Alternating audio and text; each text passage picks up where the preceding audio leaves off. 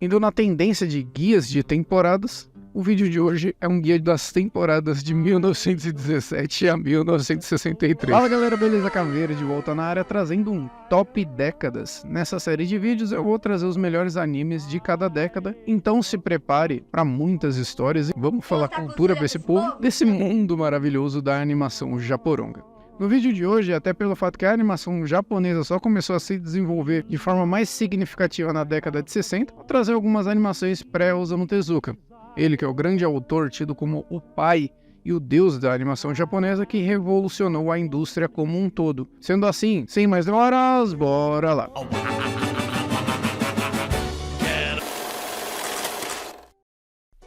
Hanasaki Jiji, lançado dia 26 de agosto de 1917. Sendo baseado em uma lenda folclórica, essa história é um conto sobre um velho casal que vive na floresta e enfrenta desafios quando a avó é perseguida por Onis. Aí, os Onis já existiam desde essa época, hein? A história tem uma mensagem sobre o valor da sabedoria e da astúcia e é frequentemente usada para ensinar crianças sobre esses valores. Percebe-se uma animação bem arcaica e rústica mesmo, sem nenhum efeito sonoro nem nada, apenas tendo textos apresentados após as cenas para descrever o que era dito. Vale destacar que a curta duração da obra, 6 minutos, se deve ao quão trabalhoso era produzir algo do tipo na época. Dá trabalho para fazer! Namakura Gatana, lançado em junho de 1917. Se você reclama dos quadros de FPS do seu joguinho hoje em dia, é porque você não viu Namakura Gatana. Lançado dia 30 de junho de 17, aqui acompanhamos um samurai que vê todas as suas tentativas de testar suas espadas serem frustradas uma a uma. Um testador de espada igual a Sagiri do Hell's Paradise, né?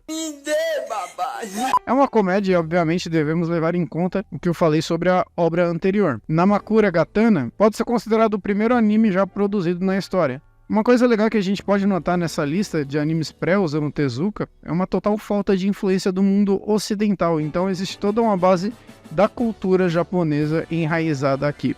Me derrubaram aqui! Spy Gekimatsu. No auge da Segunda Guerra Mundial, temos uma animação usada de propaganda para debochar e dar a entender que Roosevelt e Churchill faziam planos de espionar o Japão. É uma maneira ali de influenciar e manipular o povo japonês, utilizada pelo governo da época. O que eu acho bastante interessante é a trilogia Fuku-chan. E se você acha que trilogias são coisas recentes, saiba que não. A história da trilogia é centrada em um jovem menino chamado Fuku-chan, que vive em um pequeno vilarejo rural no Japão. Nos 3 filmes, Fuku-chan se envolve em aventuras maluquetes, aprontando todas no maior agito com uma galerinha do barulho. Sou safadão! Dessa trilogia temos Fuku-chan no Kishu, de 1942, Fuku-chan no Zou-san, de 1943, e Fuku-chan no Sesui-kan, lançado em 1944. Percebe-se uma evolução considerável nos recursos da animação e narrativa. Vale destacar que nessa época toda e qualquer animação era destinada exclusivamente ao público infantil. E aqui já podemos ver uma leve influência das produções da Disney. Na mesma pegada e citando alguns animes produzidos nos anos 50, temos Kujira, de 1952, que é um remake do filme feito em 27. Enfim, essa moda de remakes também não é de hoje, tá? Hanato Show, de 1954, sendo estes dirigidos por Nobuo Fuji, um dos grandes mestres precursores da animação no Japão, sendo responsável por algumas das obras que seriam as primeiras a serem coloridas e dubladas. Respeita o pai, cuzão. Próximo anime que eu vou falar é Koneko no Hakugaki, primeiro anime da Toei Animation, estúdio que se tornaria um dos grandes gigantes da animação japonesa. Shounen Sarutobi Sasuke, sendo o primeiro anime exibido nos Estados Unidos, conta a história do jovem Sasuke, que busca vingança pela morte de seus pais. Brinks. Basicamente é um garoto que aprende magia para enfrentar uma bruxa sacanageira, lançada em 1959 pela Toei. Começamos aqui a ter uma melhor composição de cenas e diálogos, mas tudo ainda em uma fase bem embrionária. Outra coisa que podemos notar nesse período é uma dominância da Toei na produção de animações em que sua maioria permaneceu com duração curta e baixo orçamento, mas mesmo assim dá pra ver que ela já possuía um investimento maior nessa época do que seus concorrentes, fato que é determinante para a supremacia que a Toei fez no mercado pelas décadas seguintes. Saiyuki, baseado na lenda A Viagem do Oeste, conto que narra as aventuras de Son Goku e a peregrinação de Tang Xuanzong para a Índia em busca das Sutras.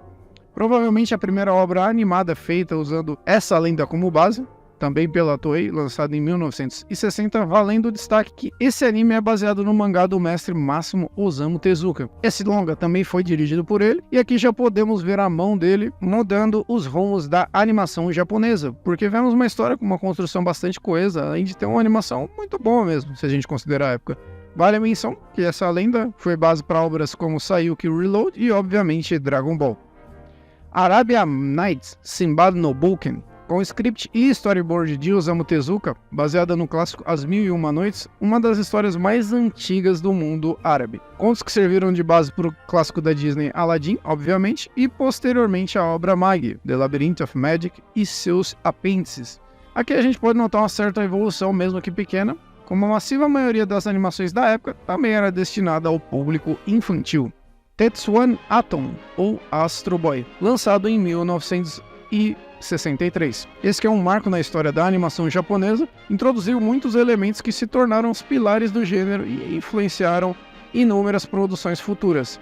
Ambientado em um futuro distópico, Tetsuan Atom conta a história de um cientista chamado Dr. Tema, que perde seu filho Tobio, ele perde o Tobio, né? Ai, meu cu! Em um acidente trágico, desesperado, o Dr. Tema decide criar um robô à imagem de seu filho falecido. No entanto, o robô chamado Astro Boy não conseguiu substituir o menino original e é vendido para um circo de robôs. Eventualmente, Astro Boy é adotado pelo professor Ochanomizu, que o educa e ajuda a encontrar seu lugar ao mundo. Há um pequeno parênteses que eu posso abrir, é anime Pluto, que vai chegar na Netflix em breve, né? Criado pelo Naoki Urasawa, é baseado no Astro Boy, então tem muitas referências diretas mesmo ao Astro Boy e promete ser uma grande obra. Voltando aqui para o Astro Boy, ele aborda questões profundas, como a natureza da humanidade, os direitos dos robôs e a responsabilidade dos cientistas em relação às suas criações. Fala bastante de discriminação, amizade, justiça social, proteção ambiental e isso em 1963. Astro Boy é um anime pioneiro em sua capacidade de abordar temas sociais complexos e atemporais. Lembrando que era um anime infantil ainda, tá? Foi uma das primeiras animações a serem exibidas na televisão japonesa de maneira regular. Ainda era uma animação em preto e branco. Pode até parecer bastante simples em comparação com as produções de hoje em dia, mas, cara, foi bastante revolucionário na época. O design dos personagens criados ali pelo Tezuka ficaram icônicos, fazendo com que o Astro Boy se tornasse um símbolo duradouro da cultura pop japonesa.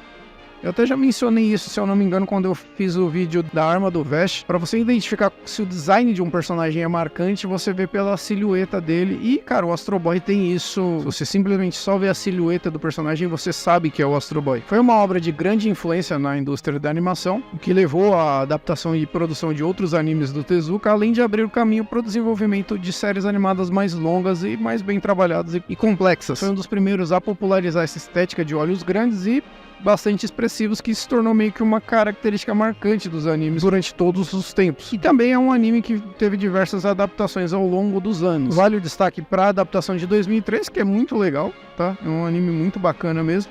E chegou a ser exibido na TV Globinho de maneira completa, o que é muito legal. Eu lembro de assistir o Astro Boy pela TV Globinho. Então, cara, nota mais que 10. E pra finalizar, Tetsujin Nijihashi Go, ou Gigantor, que eu acho mais fácil de falar Gigantor, tá? Lançado em 1963 e baseado no mangá de Mitsutero Yokoyama, esse que é um dos primeiros do gênero de mecha. Sua estreia marcou um ponto de referência importante também na história da animação japonesa. A trama se passa no pós-guerra do Japão e segue as aventuras do jovem Kaneda e seu gigantesco robô, o Tetsujin 28. Kaneda herda o controle do robô após a morte de seu pai, um renomado cientista, e junto eles enfrentam diversos desafios, desde terríveis criminosos a ataques de organizações malignas que desejam usar o robozão para fins terríveis. Como característica marcante, o seu protagonista, o robô gigante Tetsujin 28, influenciando obviamente inúmeros mangás e animes do gênero de mecha, como obviamente Gundam e Evangelion. É um personagem que tem design bem simples, mas é bastante impactante e característico, né? Além disso, o anime aborda diversos temas muito semelhantes ao até que o Astro Boy traz também, né? O lance da responsabilidade humana pelo uso da tecnologia e o perigo da guerra. E eu acho legal porque isso tem um reflexo bastante da cultura da época, da história da época, né? É um período ali em que a Segunda Guerra ainda estava muito fresca na mente das pessoas, então existia esse medo de uma nova guerra vir e assolar a humanidade. Então é muito legal como culturalmente isso influenciou as obras da época, né? E é legal porque é um anime que ele traz todas essas questões de uma maneira bastante acessível. o que torna mesmo uma obra bastante apropriada para um público amplo. Essa versão de 63 chegou a ser exibida aqui no Brasil pela TV Tupi, falecida TV Tupi, e a versão de 80 chegou em VHS com o nome de Iron Man 28, o Homem de Ferro, que foi como o Gigantor ficou sendo conhecido e chamado aqui na dublagem brasileira. Quando eu fiz o meu vídeo de como eu conheci os animes, que é uma série até que eu vou retomar ela, eu lembrava de ter assistido o Gigantor quando eu era jovem pimpolho, isso lá para 87, 88 mais ou menos.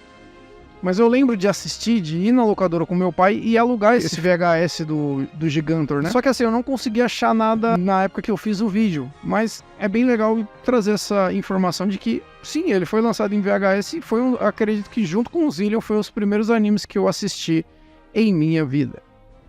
Mas basicamente é bem isso mesmo, gente. É uma série de vídeos que eu quero trazer aqui pro canal. Como eu falei no começo, a partir de 63 já começamos a ter animes frequentando mais a televisão de maneira mais regular. Mas a partir de 1990 já dá pra fazer 10 animes por década. Que é essa a intenção inicial dessa série de vídeos aqui, né? Mas é isso aí. Não esquece de deixar aquele joinha maroto, comentar, inscrever-se no canal caso não seja inscrito, tornar-se membro para dar um super apoio e clicar no valeu para ajudar o canal a crescer mais.